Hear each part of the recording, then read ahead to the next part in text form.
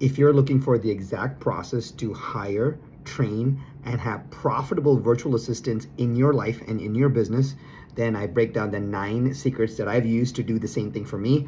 It all starts right here. Awesome. Well, Sharran, thanks for joining, man. Always appreciate you. Also, super, super sweet jacket you're wearing, I see. Um, Thank you you for know, the I thank you for the no, duds. Yeah. of course. If anybody wants swag, they just got to let me know. I love sending assistantly swag, especially when it's cold out. It's nice and cozy. But just wanted to thank you for joining. Obviously, everybody, I think everybody knows Sharon here, president of Real. Built, exit, sold, many different types of companies. One of the biggest players in the real estate space. Um, but just really big, awesome, influential guy into the business space in general. And I've known Sharon for many years. He's a good buddy, good friend of mine. He's also hired from us a ton of VAs, and he has a really, really great, robust team. It's why his brand is so big. He's got a team behind it. Obviously, he's the face, and he creates such great content. But obviously, he has a team in the background doing what's needed to make sure that it's the biggest brand out there. But as we head into the new year, I always think it's like really important for people to really start, just kind of start the thinking, the mentality of how to grow, scale their teams going into Q1 of 2025. But I know like you've been hiring for such a long time, and you have secrets, hacks on all this. So I wanted to invite you on here to just share what you've learned. I know obviously you probably have 20, 30 plus years of hiring under your belt, onshore, offshore. And it'd be really great to hear from you, just some of the secrets that you have, some of the hacks that you may have, and then some different points that you and I can talk over from what I've seen, and what clients come to me with, and what we've successfully done for a lot of clients, and what you've done for yourself, and what you've helped other businesses and entrepreneurs, agents, brokers, etc. do as well. So thanks for joining. And I will leave the spotlight to you, and then just excited to have a conversation and just a jam session with you today. Oh man, super. Thank you for having me. Excited to be here. You said something very interesting. We should start there. I think it'll be helpful to everybody, which is you said, hey, there's a team that runs the brand right now. And you're right. I will tell you that I don't do anything anymore. Like when I say I don't do anything anymore, I don't do almost anything anymore. The only thing that I do related to my brand right now is I write emails because I stay close to every single email that I write.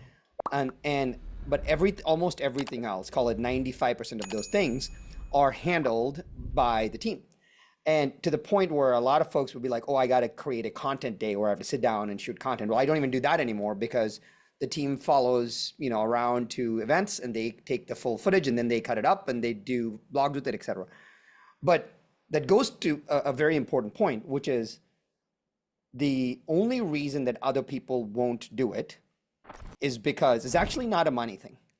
It's actually Mhm. because they believe that people they can't find other people as smart and capable as them.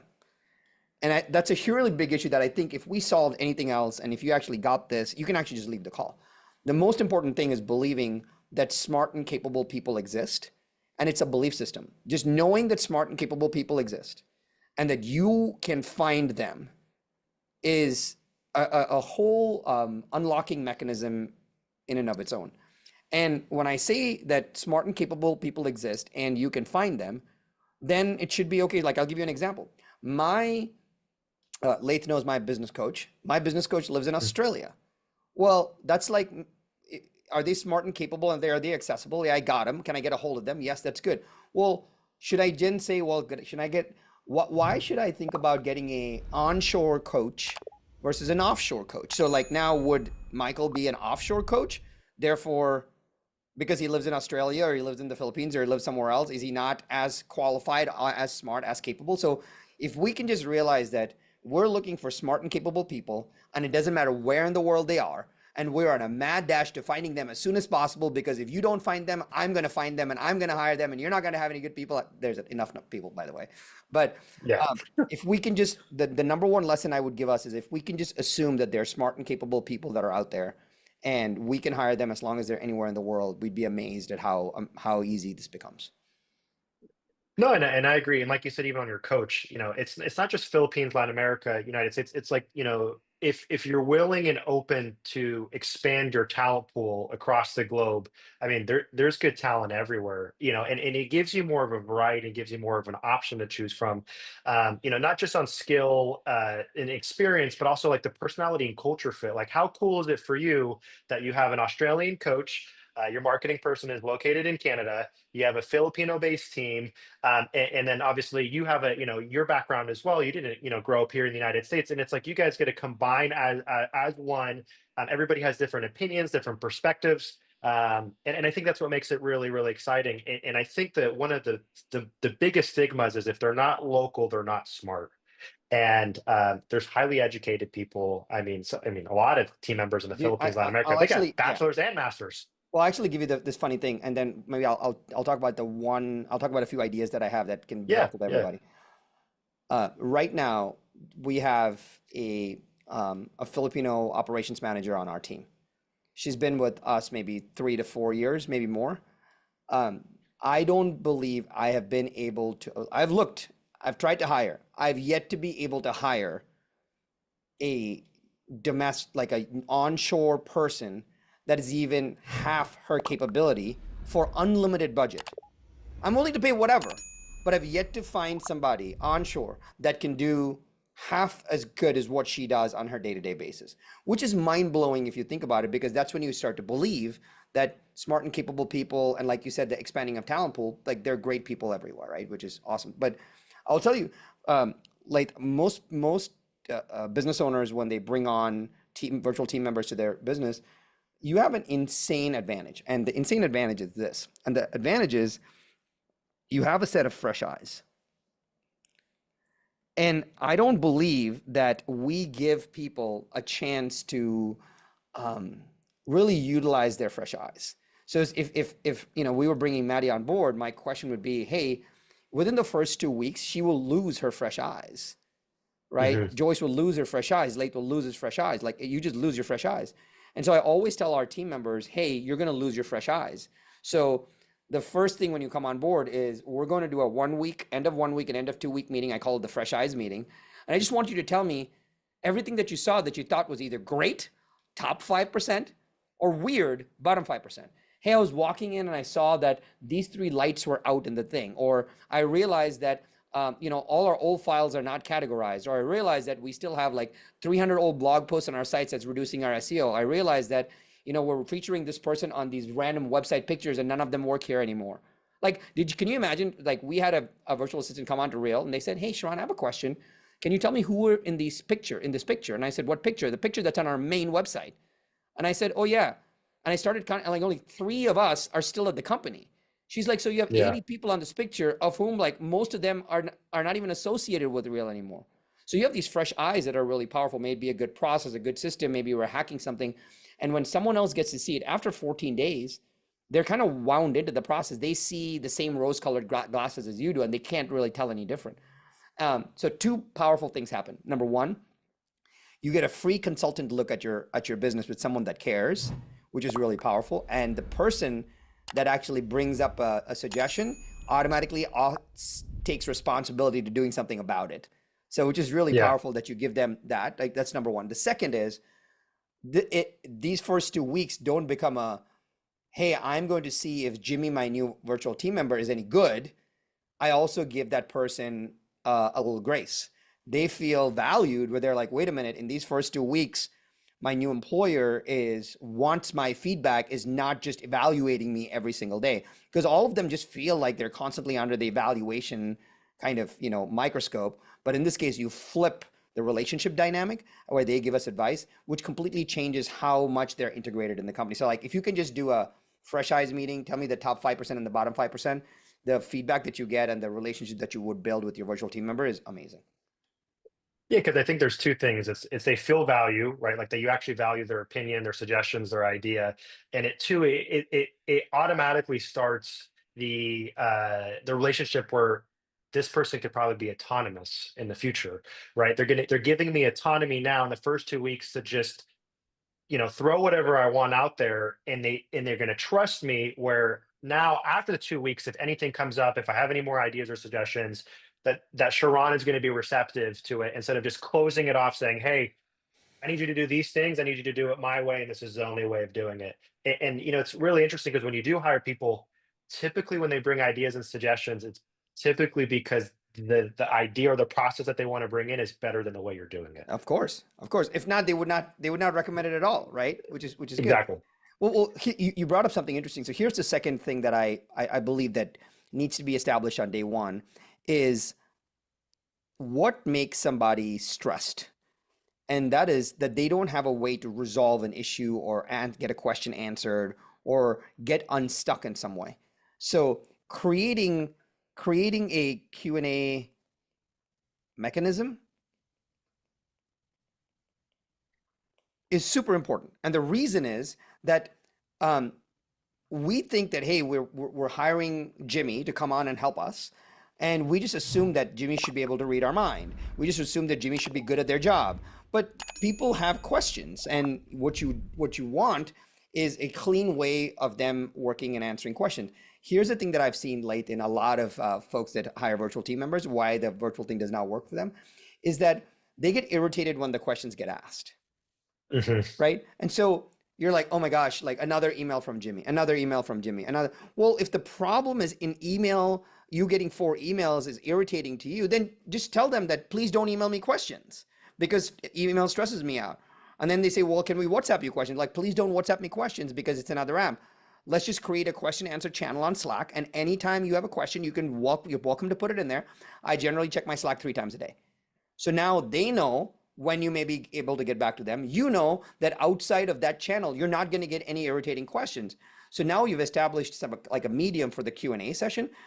The number one thing that irritates most people is, they didn't call me or they didn't text me and they sent me this email. So I got frustrated. So just fixing and having a Q&A mechanism up front does 2 things. It allows questions to come to you in a medium that you like, and it allows them to know the rules of engagement around this so that they don't start doing something that you don't like. And then it's weird for you to tell them later, stop emailing me questions, because you can tell them that up front. It seems really small, but if you just get that done, you'd be amazed at how smooth that relationship goes.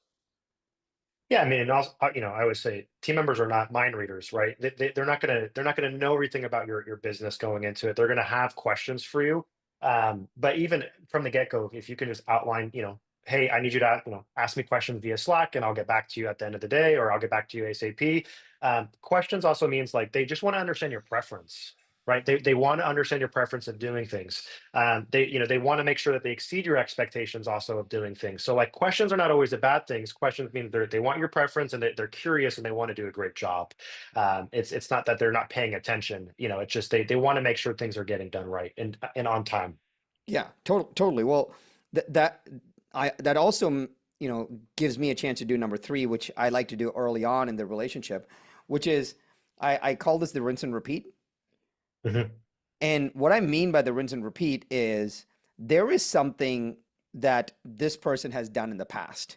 So I want them to take a past system that they did, that they are good at, and install it for us. So I end up asking them, hey, so what is one system that you've built in a past company that we should build something similar? So they are like, wait a minute, I built this email marketing system, or I built this file management system, or I built this whatever, and we don't have that. They're like, hey, I built this. We went through the process. I built it for 9 months. I know it inside out. I can rebuild this for us. Now they feel a sense of deep contribution because 1, they're doing something they're really good at. 2, we get something that we never had. 3, we get something proven that they already built somewhere else. 4, like that asset, if you had to like hire a consultant, would cost tens and twenties and hundreds of thousands of dollars. So we assume that they come to us with some skills and they're here to work for us. We don't actually give them the benefit of the doubt that they've been in systems-based roles and they've seen all the companies work, and they can give us some insight that we've never seen before. I mean, and that could go with any position, right? You hire an EA, right? Maybe somebody used Superhuman for their email management, right? Hey, we use Superhuman for email management to get your inbox to 0. Let me implement it for you. It's going to make things a lot smoother. For marketing, right? Hey, we use Canva and I actually built a template library. So when listings pop up, I go to my template library, I make it on brand, I do it according to listing, and then we're all good to go. It's really like one of the most important things is because they bring so much value from previous clients or previous companies, and they've seen so much. It's like what I call a quick win, right? It's like the quickest win. Bring something that you did previously. We can easily implement it here, in whatever position that they're hiring for. And again, it's just rinse and repeat, right? And they bring in one system, they probably have a second, they probably have a third, and it's just how you could streamline your operations and doing things in your business. Yeah, so good. Here's my fourth favorite one, and I hope more people take advantage of this. A lot of times, Laith, I know you've seen this too, is sometimes you need a specialist.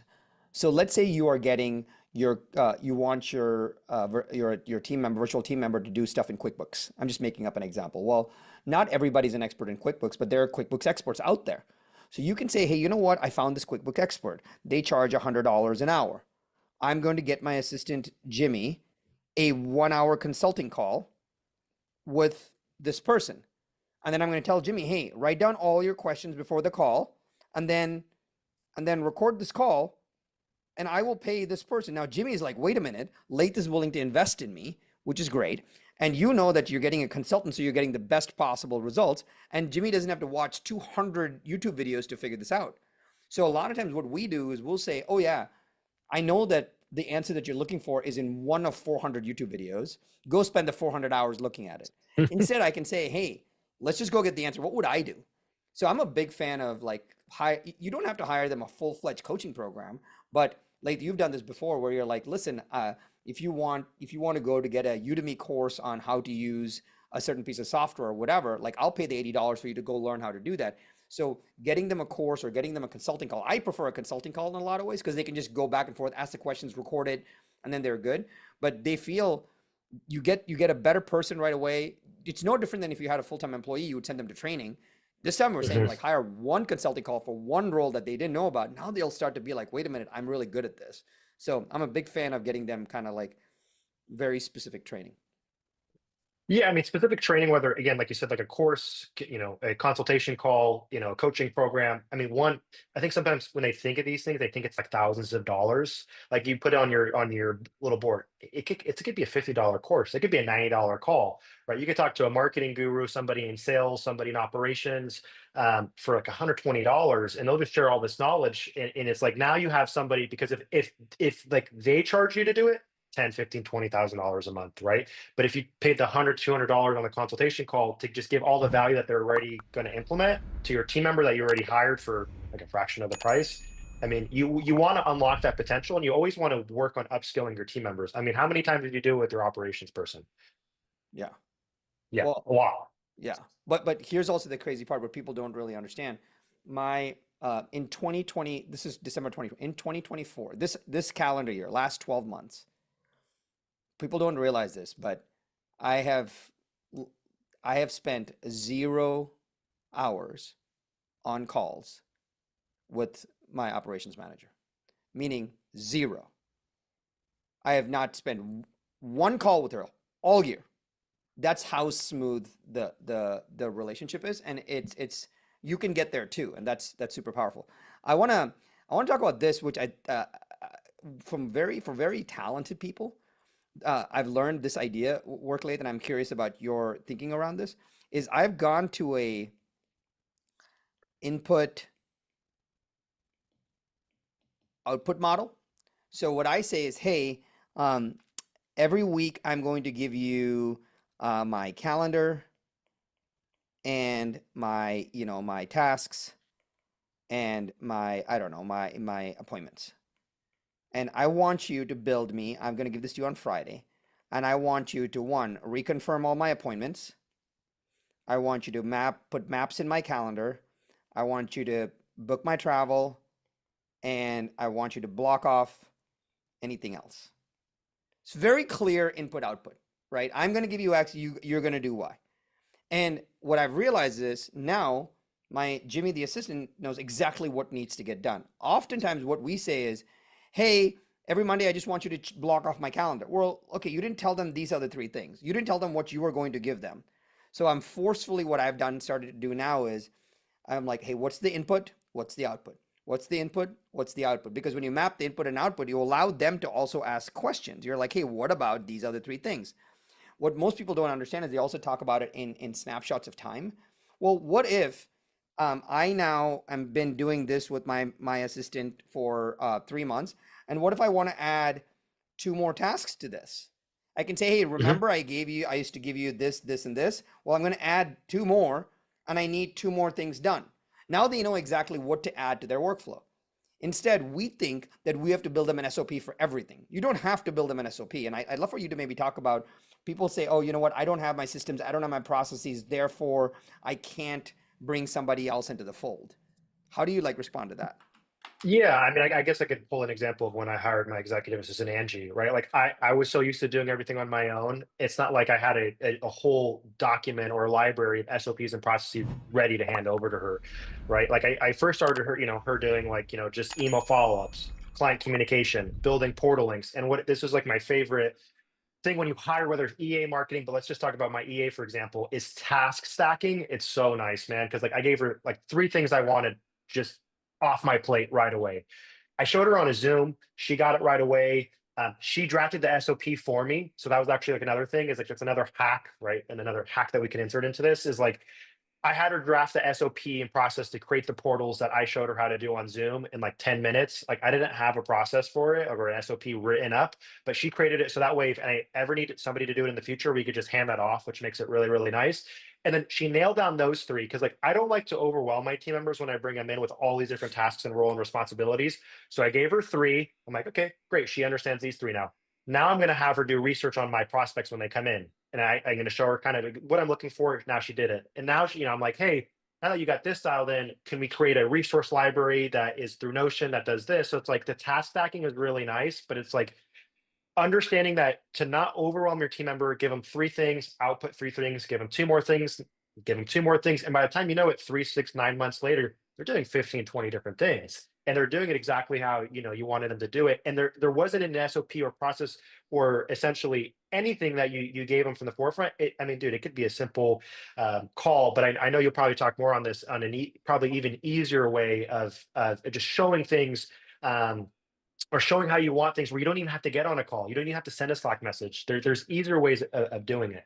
Yeah, I actually, I'm so glad you brought this up. I actually have a little theory framework for this. I call this the uh, done, do it yourself, done with you, done for you framework.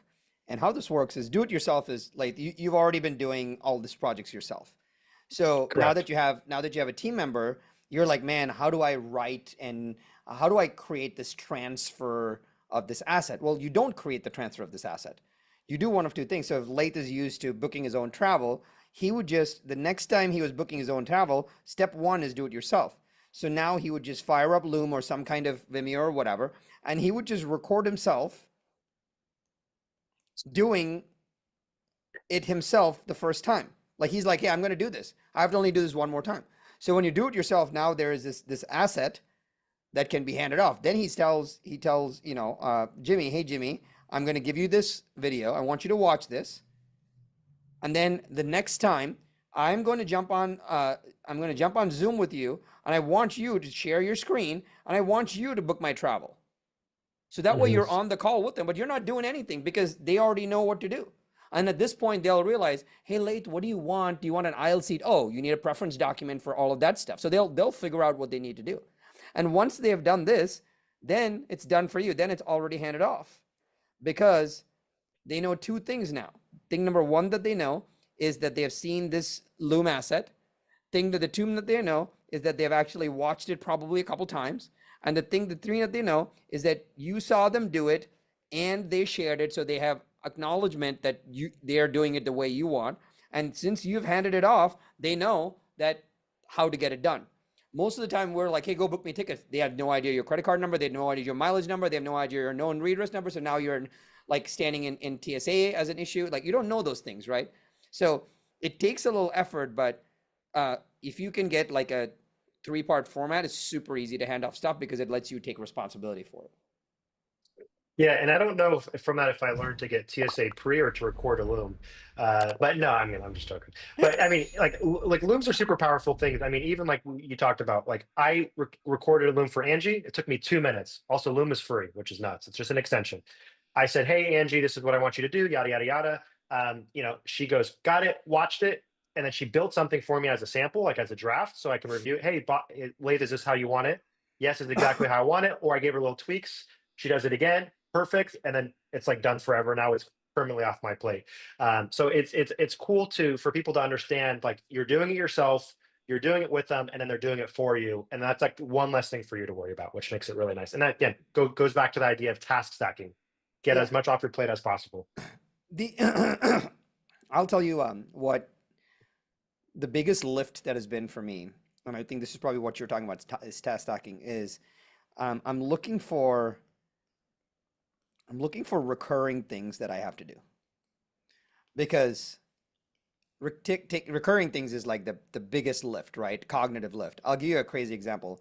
My son's 13 years old, you know, Neil, and we finally got him to take out all the trash on the weekends.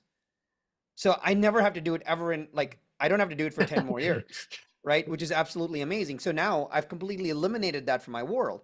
I don't even have to think about it anymore. So if the recurring tasks are important, you just have to let them know, hey, I think you just can't tell them to do recurring tasks. I think we teach them to have a place where they manage their recurring tasks.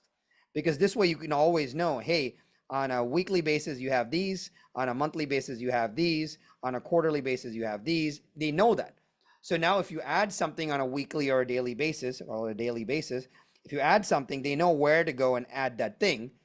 So this also now becomes handoffable.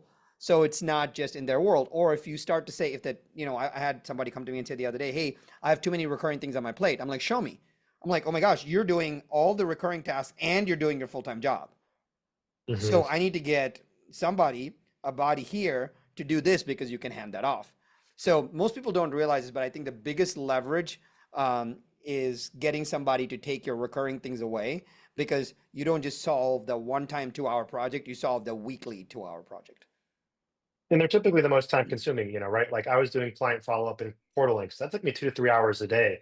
2 to 3 hours a day times 5 days a week. That's 15, 20 hours that I was just spending doing tedious, recurring. And I can't generate it like on the ROI generating revenue opportunities here at Assistantly, which, you got to eat your own dog food. But two, it's like I'm sure even in yours, like there's probably so many, or probably previous, like so many different types of things that you were doing recurring, posting on social media, figuring out captions, writing, content that you're like, this is taking me hours every day. I can't be on calls because I have to set time aside. You're working late. You get home from the office and you're doing these recurring things all over again. So I think a lot of people need to understand that. Like, I think those recurring things are probably like the first thing that you should look to delegate. Dude, you said something super amazing. I actually, let's give, if I can give you my best hack or idea, it would be this. What a lot of people what a lot of people think is they need to, um, when they're doing some work, they're like, no one else can do this, Mhm. right? And how you want to think about it is, you don't want to think that no one else can do it. I will tell you right now, apart from, like, we can even feed you, like, we can even get people to feed you food that you don't even have to take your hand out of. Like, they can get somebody with a spoon to shove food in your face. Like, there is almost nothing, very, very few things where you have to be present to hug your children. Apart from that, there's almost nothing that somebody can't help you with. Now, what I'd love for people to think about is, there's a spectrum of help. If this is, they can do everything completely, so I'm just going to say they can do everything 100%. That means you don't have to be involved. This is 0% where you to be involved. A lot of people think tons of things live here, and what we're trying to Mhm. say is, this is false. The interesting part is, there's this fun green zone. Let's see if I can find my green here. It's somewhere here. And you may not be able to get rid of all your projects, but all we're saying is, you don't have to get rid of all your projects. Let's get rid of 80% of it. Mhm. So you can either get rid of this 80%, and then what happens here is they give you a draft. That's what Laith was saying. So if they're going to build something for him, they don't post it or send the email or whatever. They build the draft, and then all that Laith has to do now, he just has to okay or proof the draft. And so only one of two things happen. Thing number one that happens is, Laith actually proves the draft, or they automatically get it done. But this does not happen anymore. the 0 to 80%. And I think that what people don't understand is they're like, hey, I can't hand this off completely. So the question you should always be asking yourself is, hey, what if someone else took the first draft at this and they just showed me that? What if someone else took the first crack at it? What if someone else just reorganized it? What if someone just, like, even as far as email, no one can check my email for me. No one's saying no one can check your email. Like, what if they just skinned your email, took away all the spam, took away all the things that were responded to? Someone asked for a W-9, someone asked for your email address, someone asked for activate a course, someone wanted something forwarded. They took care of those things. And the only things that were left in your inbox were they were not sure of, but they drafted the email and left it as drafts. And you just went in, changed a little language and hit send because they can do that. And so if the big shift for you is not, can you hand it off? It's like, how much of this can they take off? Assume that they're smart and capable and they can take a lot of it off. Mhm. I mean, you should be just master approval, right? You just stamp it, right? Stamp or you give edits.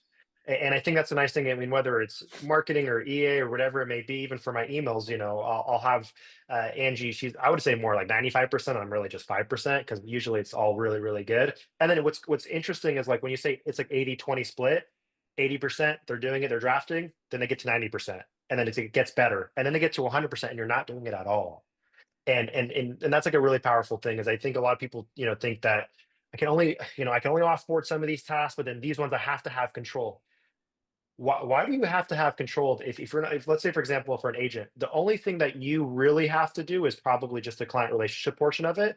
Like you don't even really have to be in person. You hire showing run agents, you hire runners, like so you don't really have to be the one doing it. It's just more of a control trust thing, and I think that's also a huge problem is a control trust thing with a lot of people. If I don't do it, it's not going to be executed, and it's not going to be executed at a high level, and it's just a poor mentality when it comes down to task delegation of it. Yeah, I'm in agreement. I would think of it a little differently. I would think of it as, I actually agree with Laith. If you don't do it, no one else can do it your way. I'm in full agreement with that. No one can do it your way, right? But the question you have to ask is, does it have to be done your way? Right? Mhm. And the even better question to ask is, if it has to be done your way, does it have to be done by you? Right? So those are the two levels of question to ask, which is, does it have to be done your way? If it's not, and you just got done, that's great. Hey, if I just got the form submitted on the website, but I use Safari instead of Chrome, why do you care? Right? Sure. But if you wanted to make sure it needed Chrome because of like a plugin or whatever, and you need it, that's cool. It happened to be done your way. It doesn't need to be done by you. But if you think about it, the Bezoses, the Musks, the whoever's of the world, they don't do that. Someone else is doing it for them, right? And so I think it's super important to actually have that. The biggest unlock for me, Laith, was going from a absolutist mindset, meaning, oh no, I can't hand this off, to, oh yes, I can hand this off. But now I've realized, I think what unlocked me a lot, now I've realized that there's a spectrum.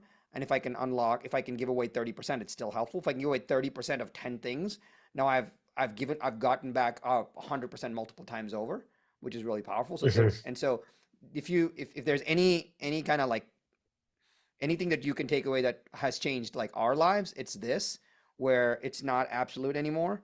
And I don't mind if it's 0 or 100. I know that I can still win, in the middle. I'll give you one last thing, and then I'm curious about your feedback on this.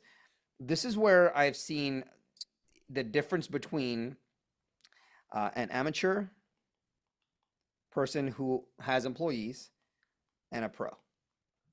And to me, this is the biggest advantage. This is ad hoc kind of tasks, like ad hoc do this. And they keep saying, hey, I'm going to text you, do this. I'm going to text you, do this. I'm going to call you, do this. I'm going to email you, do this. And this person's like, okay. I don't know what priority, but I'll just work as hard as I can.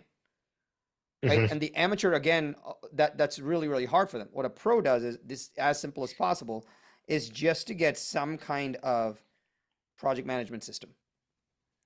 Right? And so the project management system does a couple of things. One, draw my thing here. It allows you to prioritize. So now I know what tasks are going to get done first. I know what date that they're going to get done, what delivery, and I know the scope of everything that's needed. And I can track on a dashboard as to whether it got done or not. I don't need somebody just telling me what got done so I can see the proof. And so it forces me to put everything in here And so I just manage what needs to get done, and this person does it overall. And you have a pretty harmonious relationship because this person is looking at this and saying, hey, I just got to get all this stuff done. And yes, there's going to be ad hoc things that happen on the side. That's okay. But if you don't have an 80-20 rule on the ad hoc versus the organized, then what's going to happen is this 20% is going to take over and you're going to feel really terrible because you're going to be like, no one's listening to me in any way.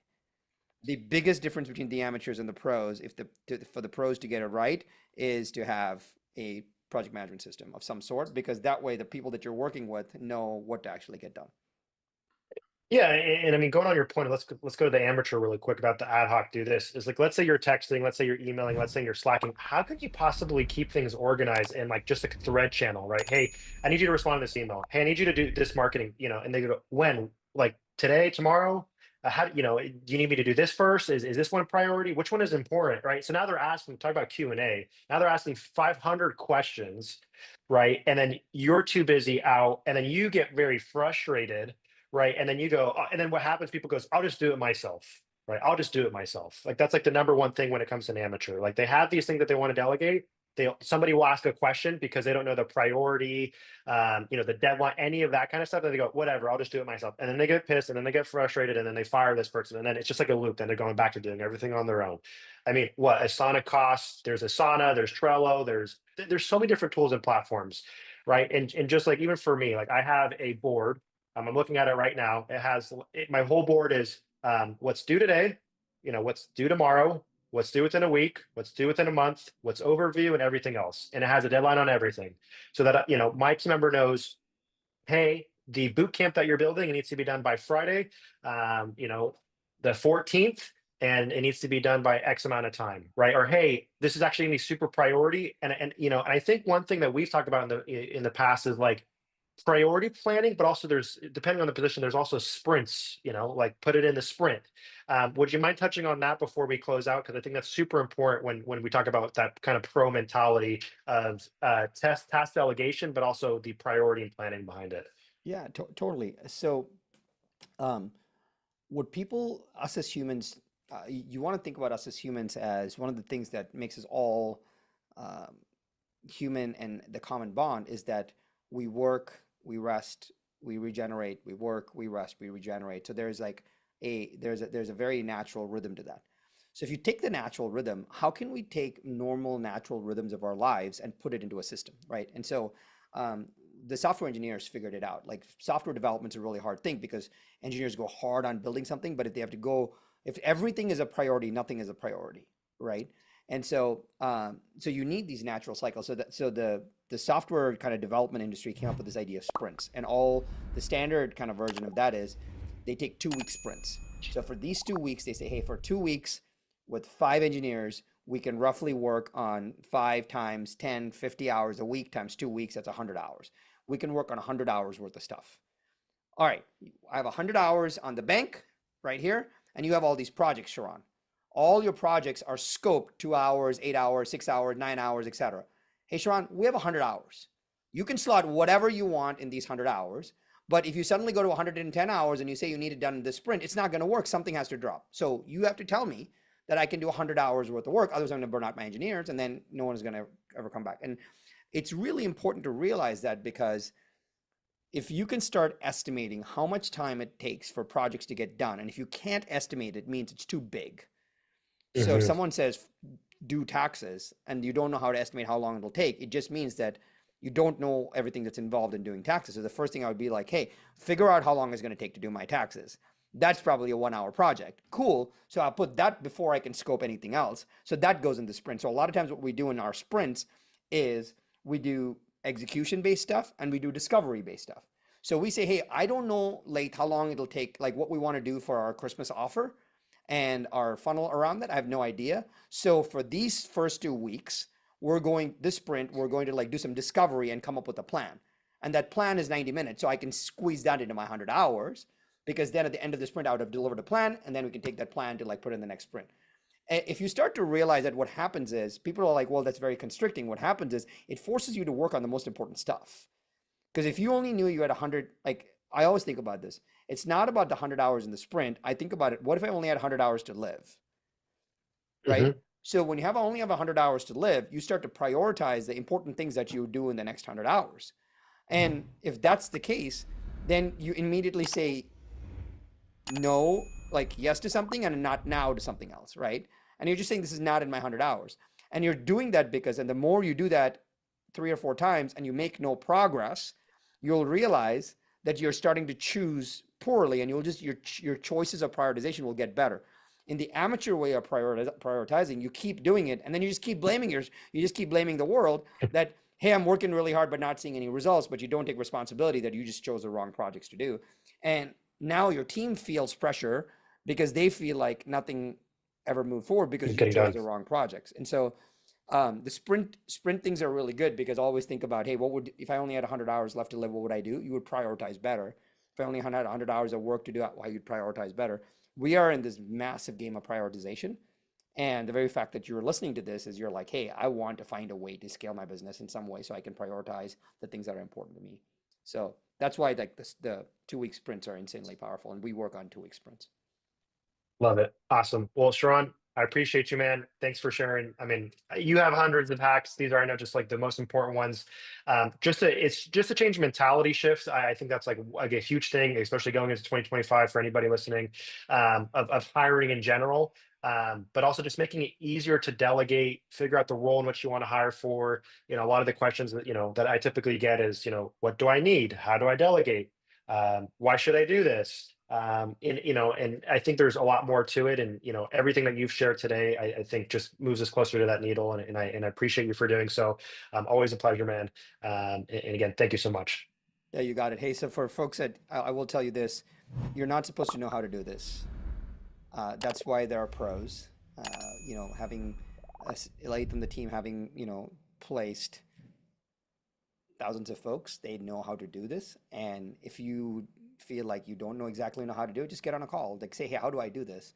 Get a strategy Mhm. in place before you go do something, because I will say this quote, it's not your fault that you don't know, but it is your problem that you don't know. So it's not your fault, but it is your problem. But the nice part is you have a direct resource to help you. So take advantage of the folks that have done it multiple times.